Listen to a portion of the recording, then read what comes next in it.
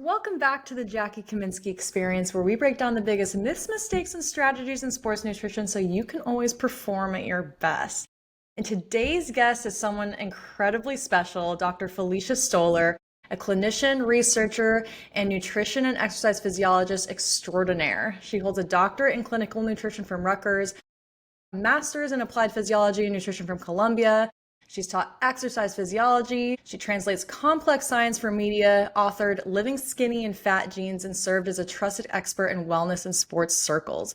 She doesn't just talk theory, she helps people build real systems. And today she's here to help us peel back the layers on a controversial question. Should active individuals or athletes hack their brains with nootropics, cannabis, or psychedelics? And what's the nutritional health and performance trade-off underneath? So, Felicia, thank you so much for joining today. My favorite topics. Yes, no, I know that we connected not too long ago over LinkedIn, and I saw that on your bio. So it was just like, I need to get you on. I needed to learn more about what got you interested in this space. So can you elaborate a little bit more on that? Well, I will tell you, as far as cannabis and sports performance, I just want to like peel it back that there are a handful of dietitians that were sort of, over 10 years ago, sort of coming out and talking about it there. And I'm going to be terrible. Like I should have had one of the gals' names written down. I'm having a senior moment, but someone who their son had autism and they were really looking into using cannabis for autism. I know that some people are aware of that. And then Janice Bissix is another friend of mine who really spent some time exploring cannabis in terms of end of life after she watched her father struggling. He had cancer, and she, as a result of, going through that with him as a, family caregiver, decided to become a holistic, I guess like a holistic end of life coach, or holistic care, whatever, something around, I don't remember what her exact credential was, but then she was doing a lot of speaking in the cannabis space for dietitians. And it just like was very intriguing to me. I'm definitely one of those people that like wouldn't have touched the stuff if it wasn't legal for rec. I will admit that I'm definitely a bit of a rules follower, or I had been until I turned 50. And then Everything's out the window after that. You're like, screw it. and the other thing too is that when I was teaching exercise physiology at Rutgers, Dr. Sean Arendt had organized a handful of sports performance workshops at the university. He brought a researcher in from Ohio State, or the Ohio State University, who was showing that using CBD with athletes after injury was leading to improved outcomes with regards to return to play and healing for the athletes. And I was really compelled by that research because, again, I am definitely a science-driven person, and nobody was really talking about CBD specifically. And, it was still a little bit of like, oh, well, it comes from cannabis or it comes from hemp. And it was still perceived as being such a no-no, like a dirty word. But, I'm happy to say that I'm thrilled that research is,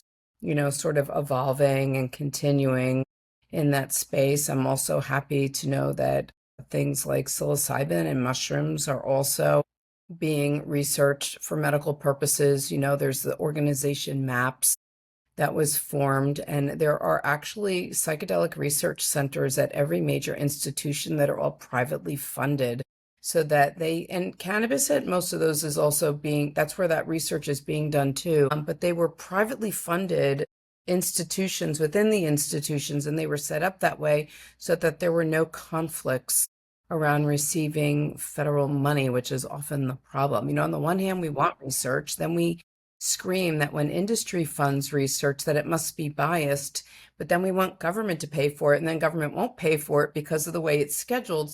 It's like, folks, like, we need some research. We can agree upon that. In other countries, they don't have their hands tied the same way we do here. And, look, at the end of the day, these are compounds found in nature. They've been around for thousands of years.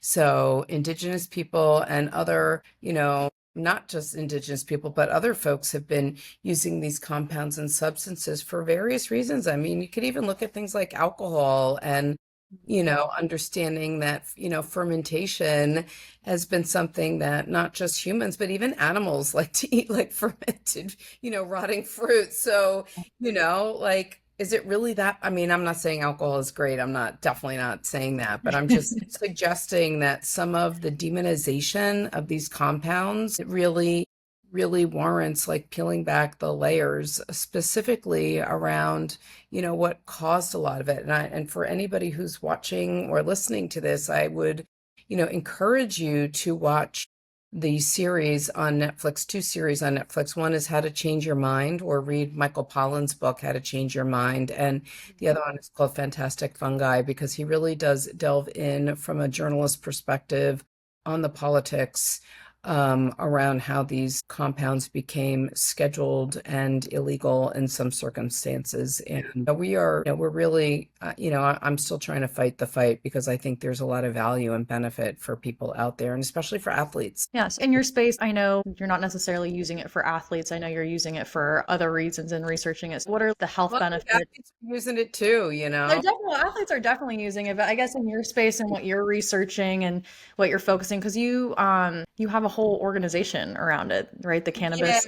Yeah. So I have my Cannabis for Better Health Foundation, which is, right now we're just sort of like hanging in the stratosphere, but and my manifesting for Better Health Foundation. So like I'm definitely waiting for some tides to change a little bit and shift I would like to shift my efforts back into that, but it requires a whole lot of capital to get going. But I am anxiously, observing and keeping my finger on the pulse of what other people are doing with regards to research. I think the areas where right now these compounds are of value is not necessarily in the physical performance, but in mental performance. And don't get me wrong, like cannabis definitely for sure has anti-inflammatory properties. So in terms of healing and pain management and recovery, I think there's a place for that. So for sure, we could just talk about that.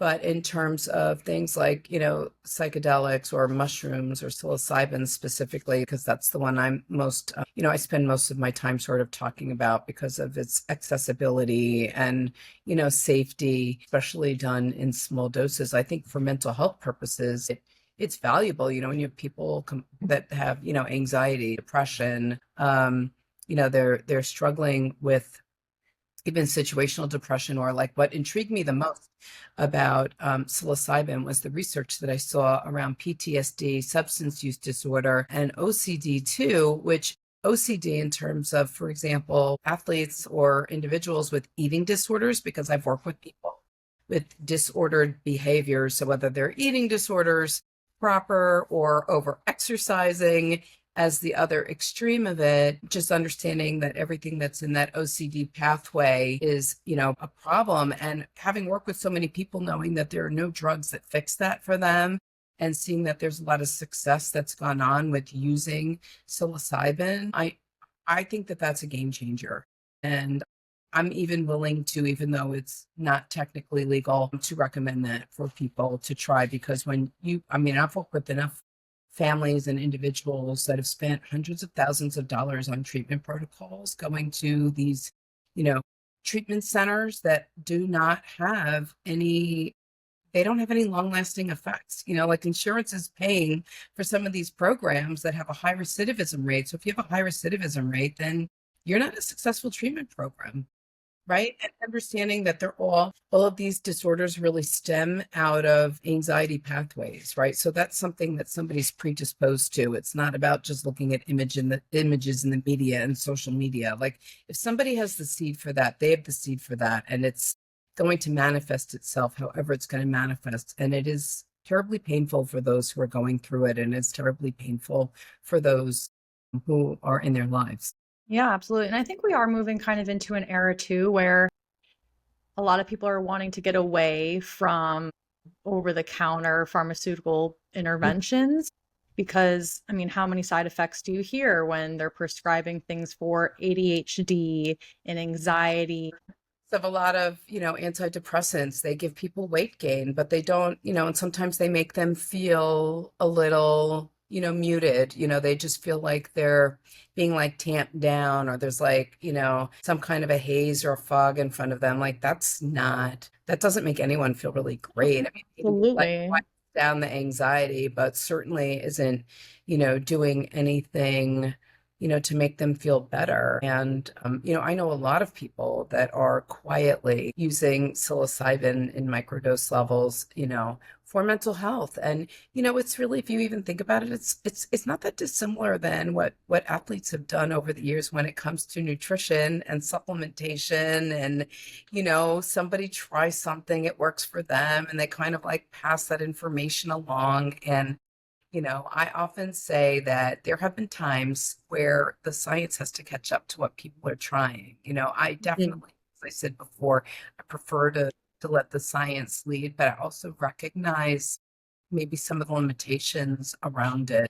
It is definitely exciting to see where that goes. And if something's going to give someone an edge mentally, like we do know that Yeah. there is a whole field around psychology, in performance. And it's funny because I'm an exercise physiologist. I cannot tell you how many times somebody's reading my bio and they call me an exercise psychologist. I'm like, no, no, no, no, I'm an Like exercise. completely different, completely different. I mean, with what you know though about using THC components, CBD, the psychedelics, I know we're talking a lot about positive effects of using these. Similarly, I mean, of course, the pharmaceutical industry would be like positive effects if you're abusing an antidepressant, which we know the negative side effects of the, that kind of outweigh that.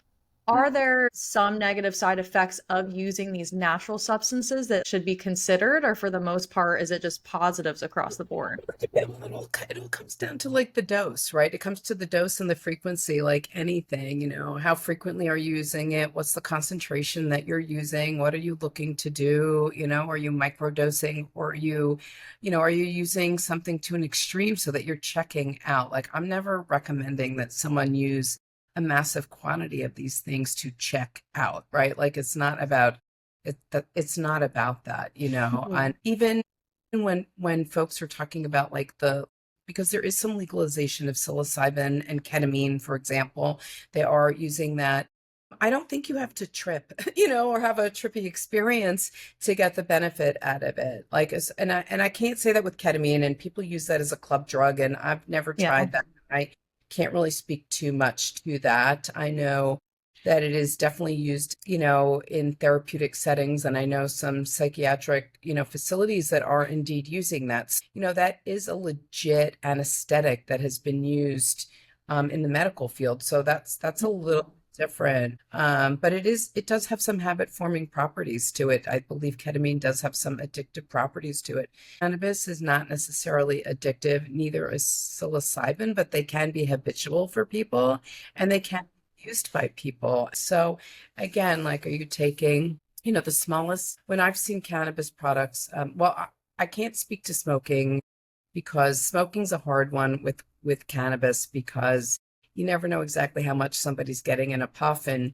one person's inhalation versus another person's inhalation. And I have exercise-induced asthma, so I just don't even smoke anything. I prefer ingestion.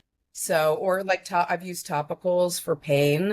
There's some topicals that are just really great. Like, what athlete doesn't have sore muscles that want some relief, right? Like, Absolutely. Yeah. so, whether it's, a little temporary or otherwise, but just even to relax enough so that you can feel relaxed, so that you can sleep better. It does help some people with sleep, but even in terms of inflammation, I remember during COVID when and I only took two of the COVID vaccines, and I also I had COVID once. I didn't know I had when before it was really talked about, I had it, but the second time when I did have it, I did use cannabis right away. So after my vaccine, I took it to sort of like mitigate the cytokine storm that was, that sort of, ensues after that. And also when I had COVID, I also took that to sort of, again, I was like hedging some bets. There was no science on it, but based on what I knew, I figured, well, what do I have to lose? I have nothing. I've got the stuff in the house. I'm going to use it anyway, and maybe it will help me. And I don't want to like jinx anything, but I don't think I've had any long-term COVID problems. I don't think I've had any other problems, whether, from people perceive they have some issues from the vaccine or otherwise. So Yeah. I think for me, my own N of one, I think that that was a good thing to do. And that was just me using what I'm aware of from the science on myself. I'm not telling Mhm. anybody else that they had to do it, but, that is a situation where I did think that it was beneficial. And also the psilocybin too, it helps people again with neuroplasticity, creating new pathways in Mhm. the brain.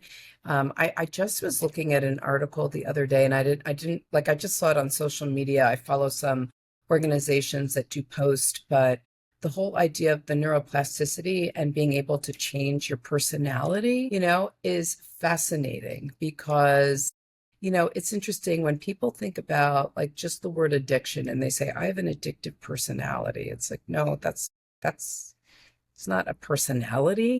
It's not you as a person. It's like what you're predisposed to, right? If you have a right, like that's a genetic thing if you're predisposed. And so I'm always like trying to correct people about that. But what I have no but what they were talking about, and I can attest to this, is that what I found by doing this, and I do like what I call like a macro microdose once a week, which is about 500 milligrams once a week. I usually do it on the weekends because I'm very body aware and very sensitive. So I don't do anything while I'm in work mode, no Yeah. alcohol, no cannabis, no psychedelics, like nothing. Like There's some people that can be fully functional on high doses, which blows my mind. I think my ADHD just kicks in and I become distracted by it. So it doesn't serve it doesn't, maybe I should try it a little bit more. I don't know. I just haven't. Maybe on days when I don't meet, I need my brain differently, I could do that. But what I have found, and this is what I think has been really valuable, is the calm that comes over me. So like the next day Mhm. I find that I'm super alert, but the calmness that lasts over the week. And again, that calmness is being able to push the pause button and be thoughtful and really just stop and think about things and being like, like very reactive or very fast to, and listen, I've done media work for a long time. And when you're on TV and you only have like 2.5 minutes for an interview, you sometimes have to, and if you're debating something, you really have to, jump in very quickly. But I do think for the most part, what my takeaway has been is this overall sense of calm that it has brought to my life, which I think has been really beneficial. I'm 58 years old, so I've been doing this for like 3 years now. So post menopause, women complain a lot about their brain function feeling differently, their emotions Mhm. differently. I didn't necessarily notice that per se, but I do welcome this calmness because I feel like I've lived my life in high drive for a long time. So any bit of calm is good, you know? I especially in this society, I agree. It's a calm that's not like checking me out, right? It's a functional calm. It's not, I have complete clarity, but it's just in such a good and positive way. No, and I can definitely kind of corroborate that because with the same thing with the psilocybin and the smaller doses, there's something about it just my nervous system just feels so much more relaxed. I'm not in overdrive, and there, even though there's a lot going on, there's still that sense of feeling that like this is manageable. I can do this. We talk a lot. Like I love lifestyle medicine. That's sort of Mhm. I was among the first clinicians to get board certified in lifestyle medicine, and I'm very happy about it because I got to marry nutrition with fitness, and then you added mindfulness and reduction of harmful substances, and having meaningful relationships and conviviality and being a part of a community and having a purpose is great. So that's where I feel like that calm allows for that mindfulness, right? Like I used to be the person in yoga who, as soon as class was over, the teacher would say, okay, we're going to have a little savasana. And I would like bolt out of there. Like I couldn't sit still long enough. But yeah, I'm not saying that's my most favorite part of yoga, but I do really like it.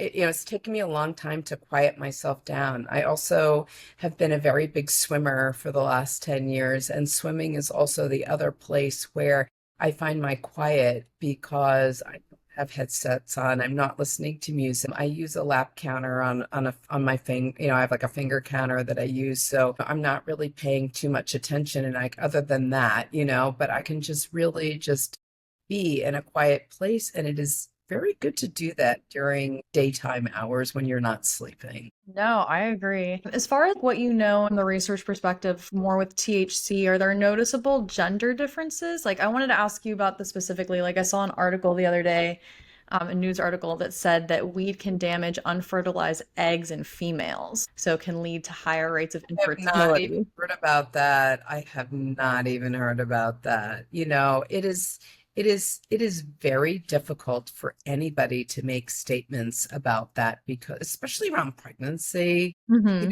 mean, I know that it's, there was something that just came out recently saying that women should not be using THC during pregnancy. Like most people shouldn't be using much of anything during pregnancy, and even certain antidepressants and anti-anxiety meds. I mean, heck, I'm not agreeing with what just came out around Tylenol, but I mean, let's face it, okay? Nobody does research studies on pregnant women. You can't. It's just not going to You happen. can't. You don't want to. There's almost like no ethics around it. And Nope. and look, like anything has to be repeated. I just did a talk about this well, not about this. It turned into a conversation about understanding how research studies are done. You have to have repeated measures in order to, validate that something is, that those outcomes are repeatable, right? You can never do that in pregnancy because one fetus is different from another fetus, like, I have two children. They're very different from each other. I mean, we want to minimize anything that we put into our body, but when things are essential or important, I mean, there are plenty of people that have smoked, that have had consumed alcohol. There are people that do all kinds of drugs when they have kids. And so, yeah, I could understand why somebody might say, well, during pregnancy, you shouldn't do that because you're basically sharing your body with the baby. The Yeah, woman sharing their body with the baby. But as far as long-term outcomes, I mean, how do we know that it's not the dudes and their sperm getting screwed up true. also? Absolutely. They're contributing to the process just as much. They got everybody's got one cell that they're bringing to the table, right? And their own Absolutely. that they're bringing to the table. And I'm sorry, I don't think women are the only ones that, potentially are at risk for that type of, and then what is the harm anyway? Like, what is the harm? What did they say what the harm was? It was just saying how it damages specifically the oocytes, so like the unfertilized eggs, basically leading to infertility or making it harder to get pregnant. It's really hard to make that statement, though. If you think, I mean, I can understand where they're coming from, but there's so many factors that go into fertility, Hmm. and yeah, we do have reductions in birth rates. And, but it could be attributed to, to so many reasons, to so many factors that But I would. even outside of pregnancy, is there anything that is validating the fact that it can damage cells? Is it damaging at the intracellular level, causing any changes that would be harmful? Like, what about in I know it's a really big debate with youth athletes, or just not even youth athletes, just youth in general, teens using marijuana, but Well, same I thing, think, no, we don't listen, want them to use I think it. what means the issue is that their brains aren't fully formed. And honestly, their brains aren't really fully formed till they're 25. So, like, it's not just teens. Think about all those college students, Oh my God, yeah.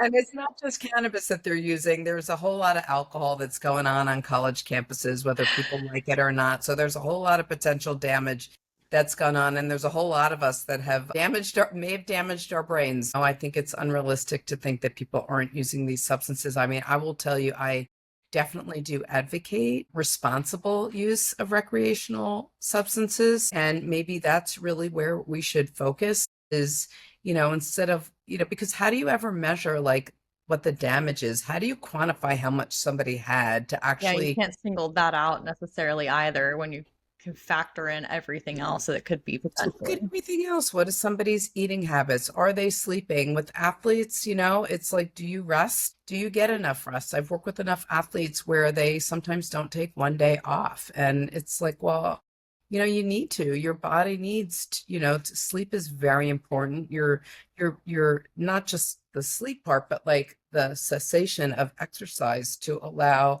your tissues to heal and rebuild. If you're just constantly break. I mean, look, we do rebuild, but you also put yourself at greater risk, as you know too, that if you don't that time for good rest, you're putting yourself at risk for overuse injuries.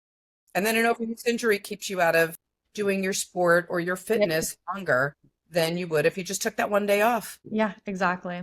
So I guess kind of moving forward with the conversation of as maybe we get more research, because I think that there is a big stigma around them as to why a lot of organizations banned a lot of these products. Now I don't know so much about the psilocybins, but I do know that Nobody's really THC, testing for yeah, it. no one's testing for it, I don't even think, but I do know that the THC CBD is they're allowing it more or allowing like higher levels. I know like every Well, I school think might the have their own. NBA is allowing it, right, with basketball Yeah. players. I think I I think saw that. NBA, I think even the NFL has increased their testing limit if they are gonna be pulling them in. So what's important to discuss is that it does stay in your system for a longer period of time. So like for Hmm. example, there's no good test for alcohol, right? Because once it's out of your bloodstream, it's out of your bloodstream, whereas THC does linger and it is in your body and it does stay in sort of the fatty mass in your body. It is stored there for a little while. The half-life of it does take a while to completely leave your system. So, we don't have any good tests to see like what your levels are. So if somebody, for example, if an athlete uses it 1 day a week, right? And it's not when they're playing, but it's helping them with like, if you think about like what's the reason not to use it? It's not a performance enhancer as far as I know. So if we take that off the table, the whole point is that it's a legality, right? And I actually think that it should be illegal to test for THC because to me, that's like a HIPAA violation. If somebody is using it for medical purposes, they shouldn't have to disclose their medications if they are using that. Fair point, yeah. Even with drug testing, with jobs, like I know people that have lost their jobs because they tested positive for THC. And if you choose to do something when you're not at work and it does not affect your work, like I understand, like maybe truck drivers or airline pilots, we want to hold them to, or Uber or Lyft drivers, right? We want to hold people because they're transporting others to a certain standard. I can appreciate, but you can't test them like if they've used it at all over the course of a week or a few weeks, it's just going to come back positive. It's not going to say a concentration number. So that is a little bit of where I get frustrated with where we're at. Nobody's come up with a better test. I do think a lot of the origination of that is based upon that it's positive or negative and it's not based on concentration, along with the fact that it has been illegal or it has been, a scheduled one drug, which again, based upon the science, it should not be a schedule one drug. In fact, alcohol should be a schedule one drug Yeah, absolutely. based upon the science and the clinical classification and how you would classify it. Yeah. Alcohol would be considered a schedule one drug. Well, what was more, I know you mentioned that Sean presented a study. What was, Well, a it lot of wasn't his him. things? He organized it. There was Oh, a he guy. organized it. The guy was just basically looking at athletes that were returned to play after injury, that when they were using CBD, and I think it was orally ingested, I think they were drinking like a tincture of it, that the inflammation went down a little bit quicker, and as far as whatever their pain scale was a little bit better to allow them to return to play. And in fact, one of my son's friends' dads is a retired neurosurgeon, and he had recently done some work. It's not published. I'm just going to talk about it like really lightly, but Okay. let's say that they were using at one of the major hospitals in New York, they were using THC and CBD, THC and CBD protocol compared to using other stronger narcotic drugs for pain after orthopedic surgery, and they found tremendous benefits. So let's remember one Wow. thing. The industry is incredibly threatened by the cannabis industry. Yep. And they also don't like they just if they like they want all their IP and they want all their money. And at the end of the day, what I love about these compounds is their cost is very low relative prescription drugs, right? And And even I think also too, I think just what you mentioned is just like the pharmaceutical industry hates it because it's not regulated and they can't profit off of it. So they're not going to love something that they can't make money off of. if Yeah. people are arguing the alcohol industry is threatened by it, they could get in on it too. There's enough Yeah. space for everybody to be there. There's enough. You don't have to own every industry. Stay in your lane and do your stuff and let other people, have their remedies. Look, as far as, cannabis and psychedelics, like I think people should be able to go instead of maybe going to a dispensary. I think they should be able to go to a drugstore and they should be able to get the relief that they need. I mean, we don't give people, other than what is available right now, like what do people have as options if they need mental health relief? There's no over the counter for that, right? Nothing. And why is it that you have to go to psychiatrists, right? Like psychiatrists don't even take, there's so few psychiatrists that take insurance, the waiting time to get in to see a psychiatrist, whether or not people even have the money for this, they don't so if you have to pay out of pocket for a psychiatrist, it starts at $200 an hour. Like Yeah, they most make you people jump don't. through all these hoops. No one's going to be educated in it. So then you end up just doing it on your own. And I was just having this conversation yesterday. It was about PED use in sport. And, there's some that in lower doses, it's can have a lot of positive benefits, but because no one studies it, nobody knows what protocols or doses to use to actually get that beneficial effect or what's too much. And I think this is the same thing that we're turning, a blind eye to it when it's just like, no, it has so much positive benefit. Why don't we welcome it? Right. Get more research on it so we can tell people how to properly use it instead of them going overboard or, using it in the party settings, thinking this is the only way that I can Well, get. you do live in America where people think that if a little bit of something is good, a lot has to be It better, has to right? be I mean, better. Yeah. it's expensive urine in the world. So, there is a bit of that. And look, there's a lot of competing forces for our attention and for our dollars, and different promises that different compounds are making. But, I always say like low and slow, right? Like it's Mhm. not about overdoing it. It's never about, I never want someone to try something and get sick or feel like, there was something harmful about it because inherently they're not necessarily harmful. No, 100%. Getting more like just recapping the research side, I guess what would you say is the biggest myth that you hear about these types of substances? And then if you can relate it to the performance space specifically. I think what I see, and I'll talk about cannabis because that's the one that I think it's funny because I think psilocybin's going to have a lower barrier to acceptance. Feels I like think it so too. is. And I think in terms of like watching where that's going to go for the next 10 years, I think it might have an easier, I don't want to say like entry into a more well-established market.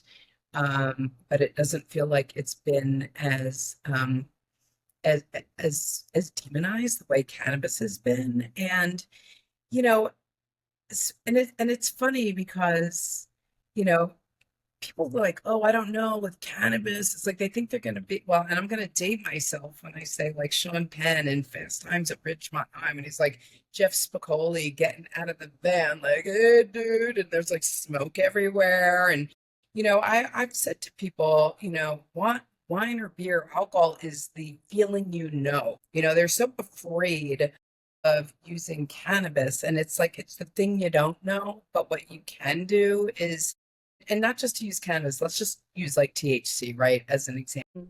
There are a lot of states where hemp-derived THC is legal. There's a lot of beverages that are available. They often come in 5 milligram or 10 milligram doses, depending on where you live. And I can't tell you how many people I have literally gotten to consume significantly less alcohol because they tried a THC beverage in my presence. I said, try it when you're at home, when you're not out, and see how you feel, right? And try that. I mean, I'd love to get people to consume a lot less alcohol because every day that another article comes out about the harmful effects of it, I'm sending it to all of my friends. I have a 24-year-old son that I said to him, all right, so if I told you, well, first of all, I said, if I knew then what I know now, I would have drinking a hell of a lot less alcohol when I was in college and in my 20s. So that's number one. And then the other thing is, if you would have told my 22-year-old self that in my 50s I'd be advocating and using, cannabis and psilocybin, I would have told you were smoking crack and you were out of your Yes. mind. So it's very funny how even someone like myself, who was definitely, a Debbie do-gooder, rule follower, like how I've sort of shifted and come around. And it's because I've been around, I've watched work in science-based fields. I see what people are using and doing out there. And I'm very open-minded. I'm not so close-minded to these having value. So I think the biggest myth is that one is worse than the other, right? Yeah. That the cannabis is so bad for you. No, it's not so bad for you. I mean, like, what's the worst that's going to happen? You're going to fall asleep. And the truth is, nobody's ever died from it. You cannot overdose on cannabis. That's You can true. So, I mean, and I have taken some products that maybe haven't been labeled right, which is again is why we should have labeled, tested, sort of better guidelines out there so that people aren't consuming things that are labeled inappropriately. Because like I've taken like there's something called THCP, which has, been made illegal in certain states, but I tried it once just to try it and it knocked me out where I eventually went to sleep. And again, I told you the whole point is not to be like checked out. But then the next day, I felt like I couldn't get out of bed. And Yeah. I was so weak and exhausted. And I'm like, oh my God, like who wants to feel this way? I was mad that I lost a day of productivity even on the weekend. So I'm like, I don't want to spend my weekend in bed. I have like things I like to do. I have recreational things I'd like to do in terms of exercise and fitness. And I just felt like I couldn't get out of bed. So, unless you've got like really significant pain, like maybe for someone who has really significant pain, maybe they need that. But no, like that's where to me, and my friends have seen me using these products specifically. When I use THC, when I'm out socially, and I'm not any different from them. In fact, I'm better behaved than, people that are drinking. You ask any bouncer at a bar, alcohol always creates the problems. You ask Yep. police, no. You become completely inhibited. Domestic violence. I mean, like I could just go on and on about all the problems that surround alcohol, where, someone who's using, cannabis or THC is like usually pretty mellow. They're pretty chill. Well, that kind of brings me in because I just thought about it. What are your thoughts or what do you know about more synthetic strands versus the natural? Because it's not every single state, it's not widely available. So things like Delta 9 or, everything's coming in gummy form. So what's kind of your Well, take on that? so I mean, everything that is being produced, I guess it's a question of how you're using it. Well, the purest way to use it is to use the flower and smoke, right?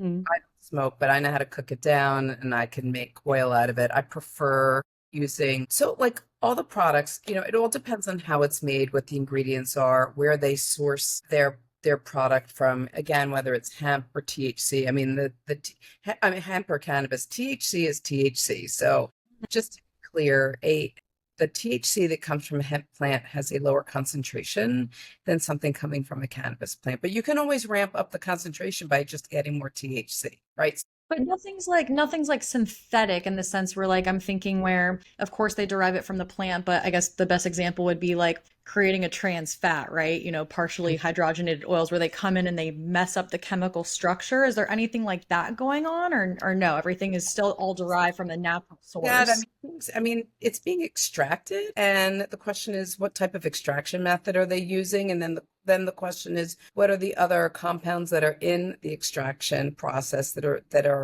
um, that are being utilized, right? Are there other compounds? I mean, you could even, I've been to conferences where they just even talk about like the glass bottles or the plastic, like those Mhm. might be emitting things, right? If somebody's getting a tincture, like we don't know what, especially around vaping, right? Like there's all of that. Like people like to vape. Is something being vaped with a flavor in it? Even cannabis, like there Yeah. is a bit of that going on. So again, why I like to keep it really simple. And again, like, is it the gummy? Is there really concerns around what's with the THC and the CBD, or is it what else is being used as the compound to make the candy? So we're Yeah. very much a candy and chocolate culture. And I've, after, almost 10 years of using all of these, ingestible products, I've gotten to a point where I don't want the calories. I don't want that experience, something flavorless or, lower calorie. I don't want the extra sugar and I don't want the non-nutritive sweeteners in it either. Like there's more on that too that I think we need to be aware of. And I don't think we should screaming they don't want kids getting into it. Well, a lot of Turning states it like into a candy then. well, a lot of states say that you can only use it as a candy for an Yeah. ingestible. So then it's like, well, you're like, what? Because there are powders, there are sublingual strips, there are tinctures that people can use. There are topicals. I mean, those generally don't have the same kind of problems. But in terms of ingestibles, oh my God, I'm like, I always would love when I was traveling to states where it was legal to find, like, see, like, how it was being marketed. In California, I even found like almonds that were dusted. Oh my You know, gosh. they were either like cocoa or savory like almonds, like up in Oh Northern California, wow. almond country that, were infused. Or, yes, there's candies. What are some of the things I've seen? Seasoning blends, I've seen sprays like breath spray. I like innovative methods for that. I like little things that are like that, like just to give an example about the candies. Several years ago, Fest after COVID was canceled, for obvious reasons. And then when it first came back, I remember going and there's like thousands of people there. And it was like in the 90s. And a friend of mine pulls like a plastic baggie out of his pocket with all of these gummies that had melted together. And he's like, "You want some weed?" He's like pulling it apart. I was like, "Ew, no." Like And absolutely not. I had a little sublingual strip that was in a little foil pouch. It was in my wallet. It was very discreet. And I knew exactly, because I like to know exactly what I'm taking. Mhm. And so I thought like that's where like powder packets or some of these single serve packets, like I love the idea of like itty bitty packets. Like like literally like this is one, for Oh example, wow. Yeah, that's so convenient. 1906. This one has liquid in it though, and I should have had my wallet out. There are other one. I still have a few sublingual strips, but I mean, like this literally fits in my wallet, and this Yeah, is that's five so easy. milligrams, and it's hemp derived. It's off duty. It's by 1906, and you just fold it, and you can put it in anything you want, Oh and it wow. has very little flavor to it. And there are other companies marketing this stuff online, and kudos to that. I think people should have access to They're things that definitely getting self-benefit creative for good, sure. and especially with sleep, because sleep is really important. If something Hmm. helps someone sleep better, then I'm a big fan of, that versus, prescription medications. If you I can agree. find over the counter that doesn't have that habitual or addictive nature to it. Sleep is that other essential thing that our bodies need to do to rest, recharge, repair, and renew. Absolutely. Well, to wrap things up, I mean, is there a nutrition angle of any of this? Like, are you in your research or anything that you've read, are there certain nutrition foods or compounds that can kind of help enhance like the effectiveness of things like cannabis Well, or I will tell you, with psilocybin, having citric acid and vitamin C is very important for activating mm, psilocin a little bit faster. So there's something people call lemon teching. You okay. smoke lemon juice or an emergency, or, just get a little vitamin C in when you're using it. It does help to convert it faster. But, I will tell you, with the THC, the bad thing for me is that I get the munchies Yeah, very me bad. So too. I like to have healthy snacks around, and I often am like going for popcorn if I can for a salty snack. And I have some sweet things that I've made from real food. So when I want a little sweet, when I have a sweet tooth, I'm not going for junk. But again, like, I will say, like, when people sort of looked at me a little bit like funny about cannabis, I'm like, well, why are you only good with that when someone's got cancer? Or they have some other cachectic disease where they need it for appetite stimulation. And I think that, I think within moderation, we should really embrace these compounds. And I think, dietitians should also like get behind it, because I'll tell you what, the nurses are, and other clinicians are, and, they do come from plants. There are other ways to take them in, like ingesting them. And, even using them in foods, you could use them in foods for fun. And, Yeah. it's just like promoting health and wellness. And again, like to me, they're just tools in my toolbox of plant-based wellness. I encourage people to, try to make sure you're buying things from places where you know what you're getting. And they're really, and the other thing too, especially with weed, people think that weed is laced with fentanyl. It is not. So if you want to like, there is this misperception about that. It is not. It definitely is not. So I don't want to. It's just, I mean, I think now that you brought that up, I'm like, I feel like I remember hearing that, but Yeah, there's but always so many scare tactics. I will say one thing, if I could debunk one myth, it is that cannabis is not a gateway drug for other drugs. And that is Mm, the most important thing I can say to you. It is not. Somebody that has the DNA for addiction will find anything to be addicted to. So whether it's, a prescription drug or some other drug that gets abused, alcohol is something that people get addicted to.